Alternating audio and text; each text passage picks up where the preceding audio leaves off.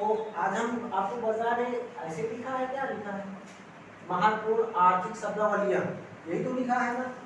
क्योंकि जब हम टेट परीक्षा में बैठेंगे तो 5 नंबर बहुत महत्वपूर्ण होते हैं और 5 नंबर का अर्थशास्त्र है। तो अर्थशास्त्र हम लोग पढ़ते नहीं है, आपको पता है। अर्थशास्त्र लिखा किसने, अच्छा बता दो ईमानदारी से, अर्थशास्त्र किसने लिखा है? हुआ सुनिए, जो अर्थशास्त्र हकीकत में लिखा है वो कौटिल्य ने लिखा है, लेकिन बात क्या है ना, इसमें अर्थशास्त्र है ही नहीं है, तो है क्या?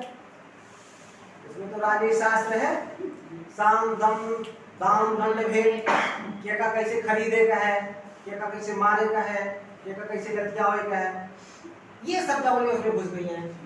लेकिन आज जो आर्थिक शास्त्र है, जो हमारी जेब में वाला है, जेब में क्या रहता है, हम उसी चर्चा करना है।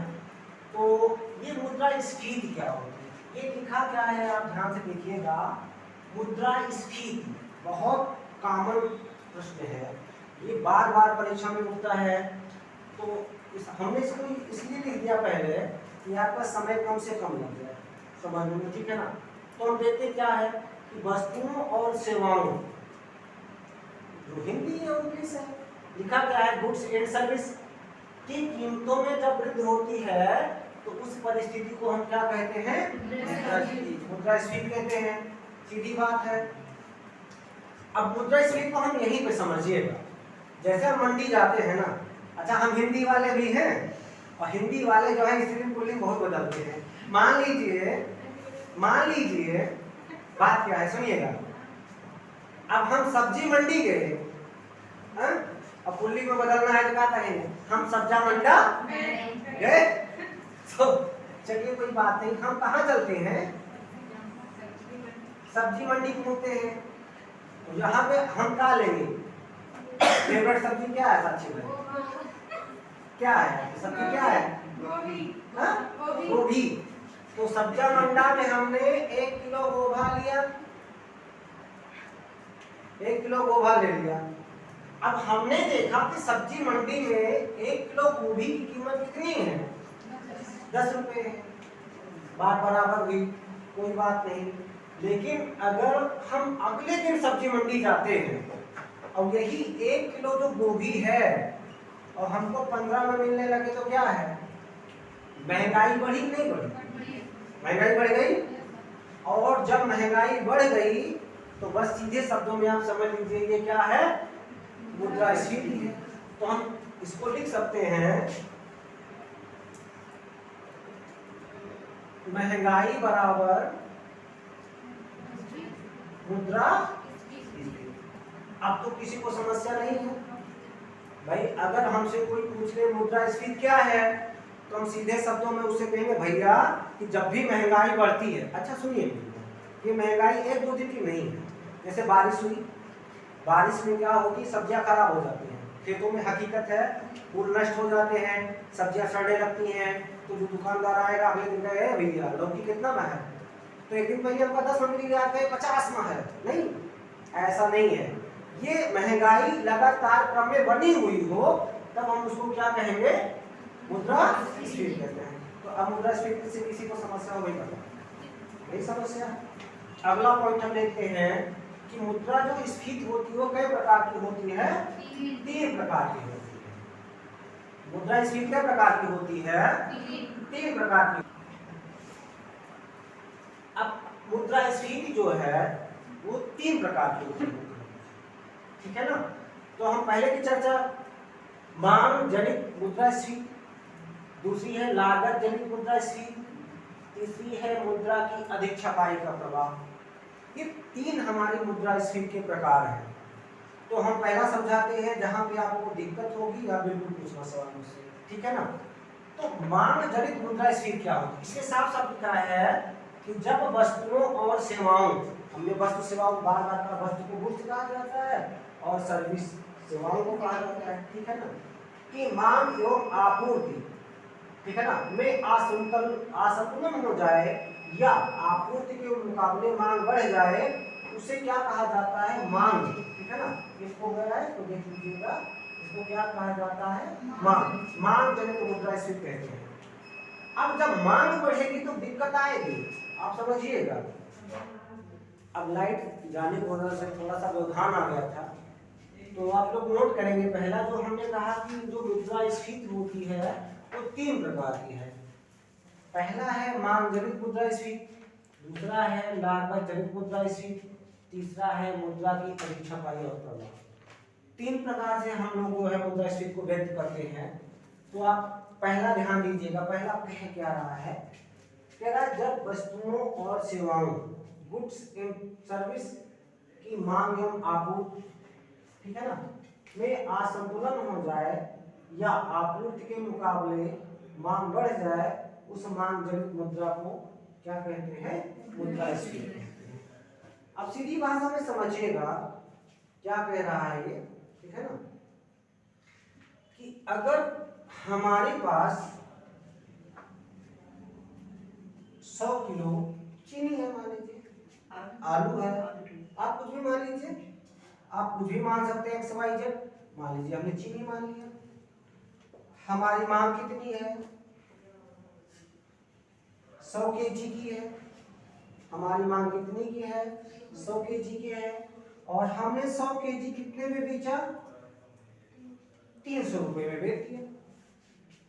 अब ये तो नॉर्मल चीज है भाई, 100 किलो हमारे पास चीनी थी और 100 किलोग्राम उसकी मांग भी थी। मांग कितनी थी, केवल 100 किलो की, और हमने बेचा उसको कितने में, 300। लेकिन सवाल ये है कि अगर हम 100 किलो चीनी आपको उपलब्ध कराते हैं, हम आपको 100 किलो चीनी बाजार में उपलब्ध कराते हैं और मांग कितने की हो जाए, 150 केजी की हो जाए, मांग कितने की हो जाए, 150। अब आप बताओ, अगर किसी भी व्यापारी के पास, ठीक है ना, 100 किलो चीनी है और मांगने वाले 150 लोग आ जाए, वो 150 छोड़ दो, मांग क्या है, 150 लोग आए तो वो कैसे देगा, वो किसको देगा पता है, बनिया बहुत चालाक होता है, वो मौका बार में चौका मारेगा, आप समझ गए, उसको मौका मिल गया, उसको मौका मिल गया, अरे भैया सुना 100 किलो चीनी रही, ये 150 मलेगा है ना, तो क्या बोले, ए भैया दाम बढ़ा दे। अगर दाम बढ़ गया तो वो कह देगा जो 300 में ले रहे थे ना भैया, अब हम 400 रुपए केजी देंगे, लेना हो तो लो, मत लो। तो मांग बढ़ी नहीं बढ़ी, बढ़ी। तो जब मांग बढ़ गई तो क्या है, आपकी लाइनें कंफर्म हुई नहीं हुई, आपसे ये बताओ। ये कह रहा है जब वस्तुओं और सेवाओं की मांग एवं आपूर्ति में असंतुलन हो जाए। मांग कितनी थी, 100 किलो की, लेकिन मांग क्या हुआ, 150 किलो की। 50 किलो यहाँ पे प्लस होगा, नहीं हो गया। जब 50 किलो अगर मांग बढ़ गई है और मांग मिल नहीं पा रही है, तो भैया रेट बढ़ा देगा। आप बाजार चले जाओ, आप बाजार जाइएगा, वहां पे जो सब्जी बेचने वाला होता है वो क्या करता है, वो कहता है भैया हमारे पास 10 किलो आलू है और हम 10 रुपए पर केजी दे रहे हैं।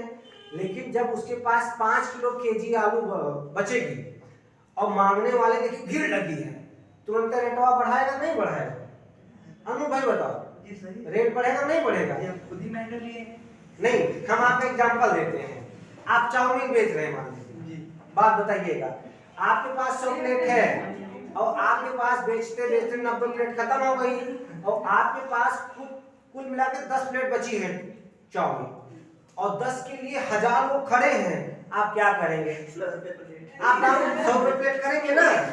तो यही है हमारे कहने का उद्देश्य, यही है उस कंडीशन में भी क्या होगा, महंगाई बढ़ जाएगी। और हमें पहले कह दिया कि महंगाई बराबर क्या कहा जाता है, मुद्रास्फीति कहा जाता है। अब इसमें कोई दिक्कत हो बताओ आपको, ईमानदारी से बताओ, कोई दिक्कत नहीं। हम सेकंड चले, सेकंड कहता है लागत जनित मुद्रास्फीति, लागत जनित मुद्रास्फीति।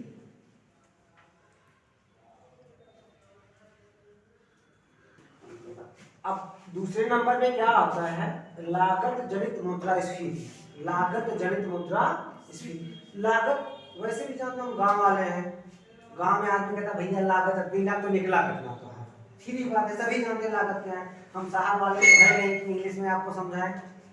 जब उत्पादों के निर्माण के लिए लागत मूल्य बढ़ जाए, तो इसके परिणाम स्वरूप जो महंगाई अथवा मुद्रास्फीति बढ़ती है उसे लागत जनित मुद्रास्फीति कहते हैं। वो कह रहा है, यहां से समझिए, इस स्लाइड को पकड़िएगा, कह रहा महंगाई अथवा मुद्रास्फीति बढ़ती है या जब उत्पादों के निर्माण के लिए लागत मूल्य बढ़ता है। देखिएगा, मैं यहाँ एग्जांपल देता हूँ, आप तो लिखा है, हम ये कह रहे हैं कि जैसे 1 लीटर दूध है, मान लीजिए 1 लीटर दूध है, ये हमको कितने में पड़ रहा है, 40 रुपए में पड़ रहा है। कि 40 रुपए में भैंस को हमने भूसा ले आए। भैंस के लिए क्या लगता है, कोई भैंस रखा है? अच्छा, गाय रखे हो, क्या लगता है, दूध निकालेंगे तो खिलाना पिलाना, ऐसे दूध नहीं देगी, लात मारेगी, आप समझ लीजिए। ये तो आदमी मानता है। देखिएगा, अगर 1 लीटर दूध निकालना है तो 40 रुपए लग रहे हैं। भूसा, चूनी, चोकर जो आप खिलाते हैं, प्लस आपका परिश्रम तो जोड़ना है। भाई आप कल्पना कीजिए कि मनरेगा में जो सरकार हमको देती है, अगर हम उससे कम यहाँ पर जोड़ेंगे तो बेईमानी होगी, नहीं जोड़ सकते। 1 लीटर दूध निकालते हैं, 40 रुपए लागत, ये लागत है आपकी। अगर 40 रुपए लागत लग रही है, हमको कितना मिल रहा है, 50 रुपए मिल रहा है। चलो ठीक है भैया, 10 रुपए फायदा हो गया। भाई दिन भर हम मेहनत किए, हमको 1 लीटर के पीछे हमको क्या मिल गया, 10 रुपए का फायदा मिल गया, कोई बात नहीं। लेकिन ध्यान दीजिए आप कि अगर 1 लीटर दूध के लिए हमको लागत अगर 60 रुपए लगानी पड़ जाए तो हमको महंगाई बढ़ानी पड़ेगी। हमने क्या बताया आपको, महंगाई बराबर मुद्रास्फीति। तो मुद्रास्फीति जब बढ़ेगी तो अगर आप 60 लागत लगा रहे हो तो कम से कम 10 तो फायदा लोगे। आप कल्पना करोगे, जब हम 40 लगाते थे 10 लेते थे, अगर हम 60 लगा रहे 15 फायदा लेना, इससे कम तो नहीं सोचोगे। तो यहाँ पे अगर 60 से 15 फायदा करेंगे तो कितना हो जाएगा, 75 होगा। तो आपकी क्या है, ये आपकी लागत जनित मुद्रास्फीति है, क्योंकि हमारी लागत में वृद्धि हुई है।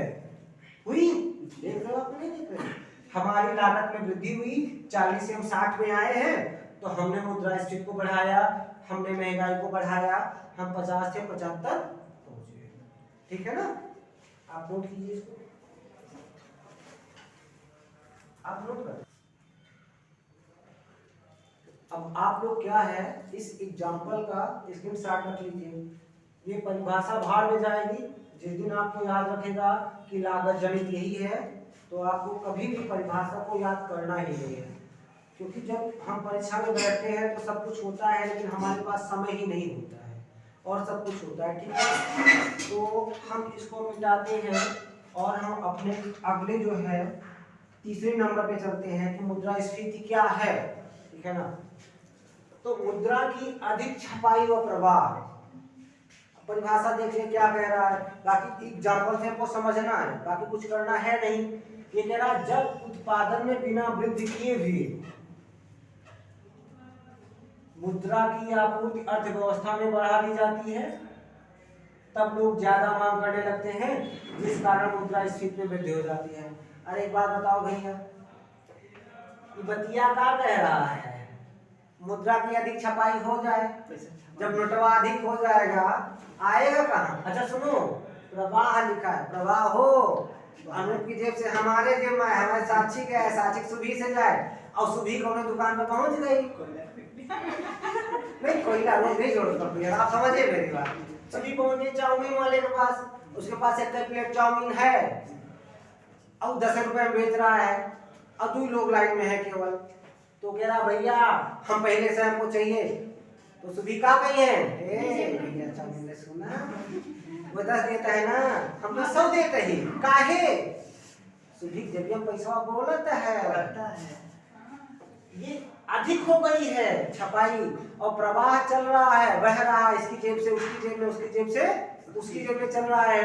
तो उस कंडीशन में भी क्या होगा, महंगाई बढ़ जाएगी। क्योंकि आप कल्पना कीजिएगा कि 10 रुपए का जो हमको सामान था उसको अगले ने 100 रुपए में खरीद लिया। अगर वो 100 रुपए में खरीद लिया तो क्या हुआ, महंगाई बढ़ी नहीं बढ़ी, बढ़ी। तो आप हमें ये लग रहा है कि मुद्रास्फीति अच्छी प्रकार से समझिए। अगर कोई संदेह हो तो फिर बताइएगा, ठीक है ना। चलिए आज के लिए हम इतना ही करते हैं, अगली क्लास के लिए हम फिर से आएंगे, ठीक है ना, ठीक है ना। अगली क्लास के लिए हम देखिएगा कि अभी हम अपनी मुद्रा और स्फीति को भूल गए। हमको लग रहा था कि हमारी क्लास लंबी चल रही है, और हमको पता है बच्चे हमारी छोटी क्लास देखना चाहते हैं, कम से कम समय में ज़्यादा लेना चाहते हैं, तो इसलिए हम जल्दबाजी में क्या, आपको पता होगा ना कि आप जिंदगी में पहली बार कैमरा फेस कर रहे हैं, पहली बार वीडियो पे आए हैं, वैसे तो हमारे बच्चे हैं कि हमको महान बना दिए, अलग बात है, ठीक है ना।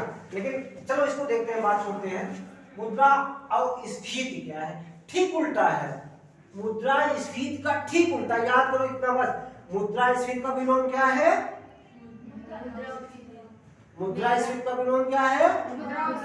भाई जोर से बोलो, मुद्रा स्फीति का विलोम क्या है? स्फीति और स्फीति हो गया कंफर्म आप लोगों को। देखिएगा हम पढ़ते हैं क्या लिखा है, यह मुद्रा स्फीति के विपरीत अवस्था है।